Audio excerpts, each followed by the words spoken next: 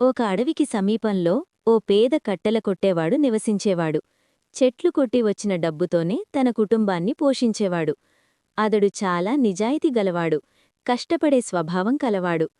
ఒకరోజు నది ఒడ్డున ఉన్న చెట్టును కొడుతుండగా అతని చేతిలోని గొడ్డలి జారి నదిలో పడిపోయింది. అది అతనికి ఏకైక జీవనాధారం కావడంతో తీవ్రంగా బాధపడి నది ఒడ్డున కూర్చొని ఏడవసాగాడు. అతని నిజాయితీ బాధను గమనించిన ఓ దివ్యాత్మ అక్కడ ప్రత్యక్షమైంది. ఎందుకేడుస్తున్నావు అని అడిగింది. జరిగిన విషయం చెప్పగానే ఆ ఆత్మ నదిలోకి వెళ్ళి ముందుగా బంగారు గొడ్డలిని తీసుకొచ్చి, ఇది నీదేనా అని అడిగింది. అతడు కాదు అన్నాడు. తరువాత వెండిగొడ్డలి చూపించినా అది తనది కాదని చెప్పాడు. చివరగా ఇనుప గొడ్డలిని తీసుకొచ్చినప్పుడు అది తనదేనని సంతోషంగా అంగీకరించాడు.